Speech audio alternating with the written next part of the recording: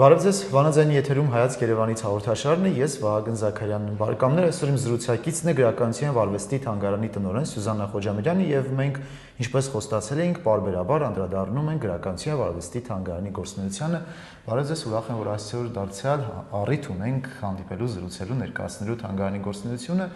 Նախ այս տարվա կարևոր իրադարձություններից էր Վիլյամ Սարոյանի ցուցադրության ներկայացումը եւ ամփոփումը։ Սկսենք Սարոյանից, այնուհետև անցնենք մյուս միջոցառումներին։ Բարև ձեզ, շնորհակալ եմ նորից մեր գործունեությանն անդրադառնալու համար։ Այո, 2026 թվականը սկսվեց Վիլյամ Սարոյանի նկարչական աշխատանքների միջազգային ցուցադրության ամփոփումով։ Պիտի նշեմ, որ աննախադեպ այցելությունների թիվ էինք գրանցել եւ շատ մեծ ոգևորություն էր առաջացրել այս ցուցադրությունը այցելուների մոտ եւ այս ցուցադրության շրջանակում կնքված հուշագրի շնորհիվ Սարոյանական օրերն այլևս ամենամյա են եւ ուզում եմ նշել, որ այս տարի եւս հավանաբար սեպտեմբեր ամսին Հանրապետությունը, քաղաքը, Երևանը, կենտրոնը կլցվի Սարոյանական շնչով ու իրադարձություններով։ Պիտի խնդրեմ հետևել թանգարանի գործունեության հրապարակումներին։ Սարոյանի ցուցադրության ամփոփումից հետո հաջորդ միջոցառումը մեզ մոտ, հաջորդ ժամանակավոր ցուցադրությունը էլի համագործակցությամբ ցուցադրություն էր, մեծամոր ոսկի արվեստ եւ առեղծված խորագրով համագործակցում էինք մեծամոր արգելոց հնագիտական թանգարանի հետ, որտեղ ցուցադրվեցին մեծամորի գանձերը, այդ թվում նաեւ հայկական լեռնաշխարհից հայտնաբերված ամենահին ոսկեզարդը։ Կարծում եմ սա թերևս միջթանգարանային առողջ համագործակցության ամենավառ օրինակներից մեկն է, երբ մեծամորը տեղափոխվել էր քաղաքի կենտրոն եւ շատ մարդիկ հնարավորություն ունեցան ավելի հանրամատչելի վայրում տեսնելու կամ նորից տեսնելու կամ ոգեշնչվելու մեծամոր այցելելու։ Այցելություններից գոհ եք։ Այցելություններից որպես վարչարար միշտ դժգոհ պիտի լինենք, որովհետև միշտ կա պահանջ ավելի շատ մարդկանց իրազեկ պահելու եւ մշակութային կյանքին հաղորդակից դարձնելու, բայց եթե համեմատության կոնտեքստում նայենք այցելությունների մի քանի տարիների համեմատության մեջ, այո, իհարկե զգալի աճ կա այցելությունների։ Բացի այդ, թանգարանը պարբերաբար եւ անընդմեջ ժամանակավոր ցուցադրություններ է իրականացնում, այդ թվում Սիրանույշ թափանցիկ վարակույրից այն կողմ ժամանակավոր ցուցադրությունը, որը շատ սիրվեց էլի այցելուների կողմից։ Մենք անդրադարձել էինք դերասանուհի Սիրանույշին եւ առհասարակ գրականության եւ արվեստի թանգարանը մի նոր շարք է մեկնարկել մշակութային կին գործիչներին լուսաբանելու։ Այս շրջանակում իրականացվեց նաև Լուիզա Ասլանյանի պատկերագրքի համատեղ հրատարակությունը, լասի վերաբերյալ առհասարակ մշակութային միջոցառումների իրականացումը եւ ահա Սիրանույշի ժամանակավոր ցուցադրությունը, որտեղ ցուցադրվեցին նրա զգեստը, Համլետի գլխարկը, Համլետի համազգեստը, բեմական զգեստը չկա, չի պահպանվել է միայն գլխարկը։ Իսկ գիտենք, որ Սիրանույշն այն կին դերասանն էր, որ մարմնավորում էր Համլետի կերպարը, եւ հետաքրքիր նոր ուսումնասիրություններ կան նաեւ Համլետի զգեստի, բեմական զգեստի անհետացման վերաբերյալ։ Դրան հաջորդեց Վլադիլեն Բալյան կոմպոզիտորի աշխատասենյակ ժամանակավոր ցուցադրությունը։ Սա չափազանց կարևոր էր թե մշակութային տեսանկյունից, թե թանգարանի գործունեության տեսանկյունից, քանի որ այս միջոցառումով, այս ցուցադրությամբ հիմք դրվեց Վլադիլեն Բալյանի արխիվային ֆոնդի ստեղծման մեկնարկին։ Ժառանգները ցուցադրությունից հետո թանգարանին արդեն կնվիրեն Վլադիլեն Բալյանի արխիվային նյութերը, որը հենց կոմպոզիտորի կամքն է եւ որդին իրականացնում է, եւ սրանով նոր հնարավորություն կընձեռվի գիտական շրջանառության մեջ կդրվի այլևս նաև հռչակավոր կոմպոզիտորի ստեղծագործությունները, արխիվային նյութերը, նոթերը եւ այլն։ Մեզ դիտողները, լսողները քաջածանոթ են Վլադիլեն Բալյանի գործունեությանը եւ իսկապես շատ սիրված է եղել, քանի որ Հայաստան, Լիբանան այդ միության ղեկավարն է եղել երկար ժամանակահատված եւ այս պահին մեր զրույցը պետք է ընդմիջենք Վլադիմիր Բարյանի ստեղծագործություններից որևէ մեկը վայելելով, որից հետո կշարունակենք զրույցը։ Բարեկամներ, հիշեցնեմ, որ այսօր իմ զրուցակիցն է Գրականության եւ արվեստի թանգարանի տնօրեն Սյուզաննա Խոջամիրյանը, այս պահին կարճատև դադար է մեր եթերում։ Խնդրեմ։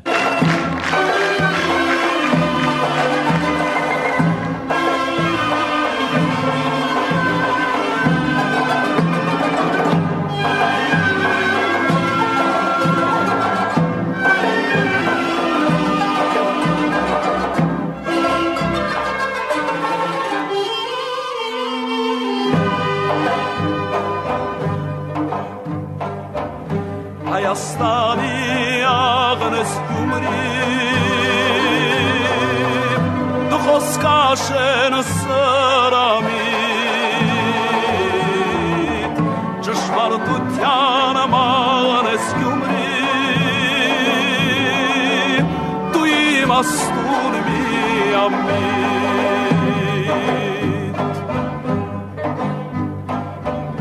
աղջիկները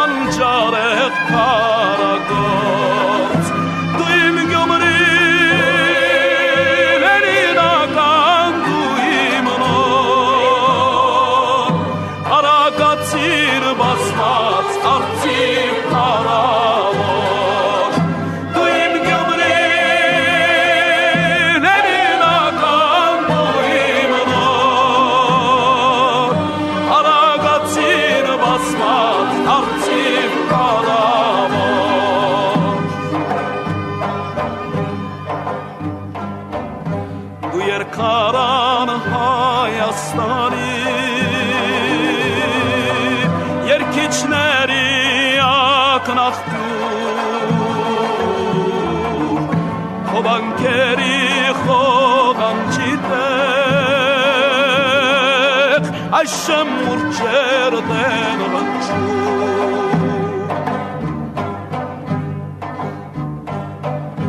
Հարագացըտ արքայական ոսկե թագն է կողի Հոմի կարնել Աշխարի հետ չեմ փոխի Դու իմ Գյումրին հենինական դու իմ նոր Արագացին բազմած արծիվ պարավոր Դու իմ Գյումրին հենինական դու իմ նոր Արագացին բազմած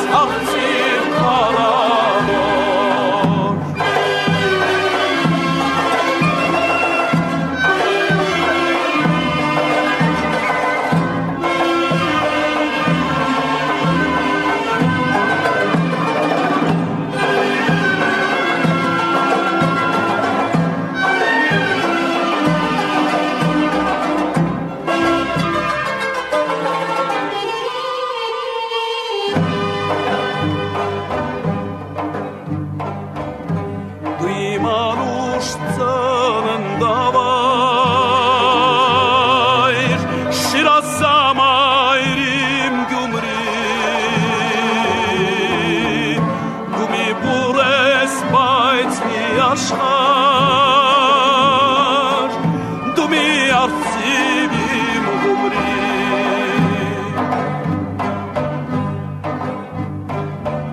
Շիրազն ասաց գիշերուտին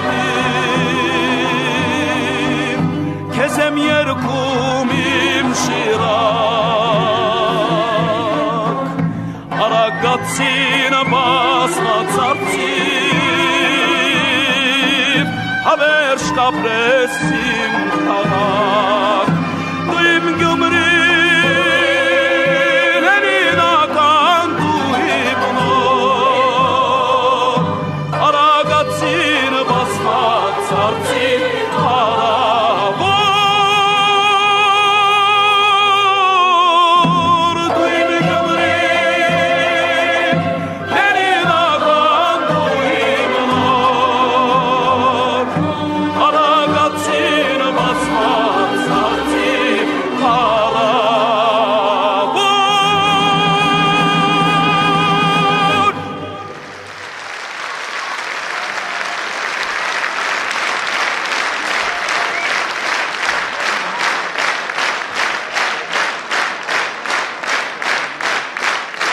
Բարեկամներ, շարունակվում է Հայացք Երևանից հաղորդաշարը Վանաձայնի եթերում։ Հիշեցնեմ, որ իմ զրուցակիցն է Գրականության վարվեստի թանգարանի տնօրեն Սյուզաննա Խոջամիրյանը, անդրադարձանք թանգարանի այս տարվա ծրագրերին, սակայն ծրագրերը շատ են։ Նաև ընթացիկ վերջին փուլում բավականին աշխույժ գործունեություն է նաև ճապոնացիների հետ։ Ինչ ենք անում։ Քանի որ Գրականության եւ արվեստի թանգարանը յուրօրինակ կամուրջ է հանդիսանում տարբեր մշակույթների, տարբեր ժողովուրդների մշակույթների միջև, մենք մեկնարկել ենք եւս մեկ շարք մշակութային ժամանցային միջոցառումների, որտեղ ներկայացնում ենք տարբեր երկրների, տարբեր ազգերի մշակույթները եւ սոցհարցման վրա հիմնվելով որոշեցինք, որ սկսենք հենց ճապոնական բարեկամ Ճապոնիայից, ճապոնական մշակույթից, քանի որ հետաքրքիր է, բայց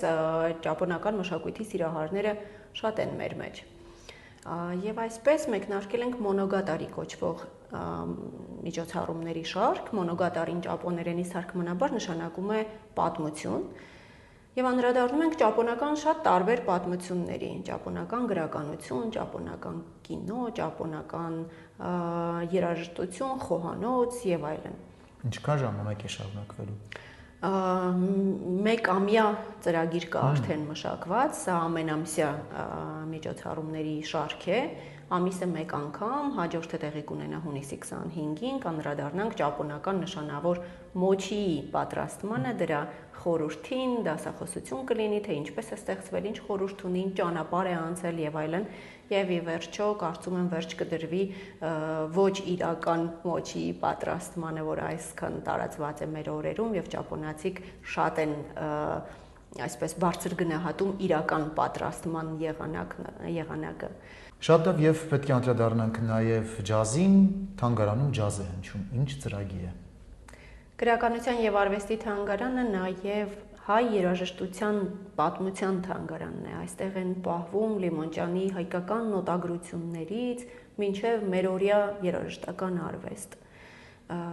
Կոմիտասի արխիվը, Արամ Խաչատրյան, Ալեքսանդր Սպենդարյան, Տիգրան Չուխաճան, Արմեն Տիգրանյան, Նիկողայոս Տիգրանյան, Շարլ Ազնավուր եւ նշանավոր երևելիների արխիվային շատ կարևոր նյութեր են պահպանվում Գրականության եւ արվեստի թանգարանում։ Եվ ահա մեր պարտքն է նաեւ, մեր պարտականությունն է նաեւ ներկայացնել երաժշտությունը։ Մեկնարկը երաժշտական երեկոների մեկնարկը տվել էինք նաև օպերային երգերից, հիմա հերթը ջազային երաժշտությանն է, ջազային կատարումներին եւ քանի որ սա շատ սիրվեց հանդիսատեսի կողմից, մենք որոշեցինք, որ ջազը գաթում կլինի առանձին միջոցառումների շարք, նորից ամենամսյա շարք, պիտի խնդրեմ ռադիո լսողին, որ ուշադիր լինի հետևի թանգարանի էջին, պարբերաբար թարմացումներ կլինեն, պարբերաբար կհրապարակվի, թե ինչ ջազ կատարումներ են լինելու եւ սա կշարունակվի մինչեւ տարեվերջ։ Եվ բնականաբար պետք է անդրադառնանք ընդամենը վերջերս տեղի ունեցած թանգարանների գիշեր եւ թանգարանի միջազգային օր այս արդեն ավանդական դարձած միջոցառումներին։ Հիշեցնենք, որ թանգարանն ունի նաև մասնաճյուղեր եւ այս Գրականության եւ արվեստի թանգարանը իր մեծ ընտանիքով նշեց նաև այս երկու կարևոր իրադարձությունները։ Ինչ ունեցանք։ Մասնաճյուղերին անդրադառնալով մենք մասնավորապես շեշտադրում էինք կատարել այս տարի մարզային թանգարանների վրա։ Մարզերում պարզապես թանգարանային կյանքը եռում էր։ Օրինակ Դսեղում կենթանացել էին Թումանյանի հերոսները, Կիթառ, Խարույկ, հետաքրքիր գիշեր, իսկական թանգարանային գիշեր, Պերճպրոշյանի տուն թանգարանում ունեցանք մոմի լույսերով շրջայց մութ թանգարանում, ջուրիմացությունից խուսափելու համար իհարկե մոմի լույսերն արհեստական էին, բայց այդ խորհրդավորությունը կար իրական գիշերը թանգարանում զգալու հնարավորություն ունեցան այցելուները։ Գորիսում Կյորեսից Գորիս շրջայց ունեցանք, Բակունցյան Կյորեսից մինչև մերօրյա Գորիս, որն ամփոփվեց նաև Բակունցի սիրելի վարդաթերթիկներով թեյի հյուրասիրությանը, Սիլվա Կապուտիկյանի տուն թանգարանում առաջին անգամ հյուրասիրություն կար Կապուտիկյանի սիրելի կոկտեյլի բաղադրատոմսով, նույնը Դերենիկ Դեմիրճյանի տուն թանգարանում եւ այսպես իսկապես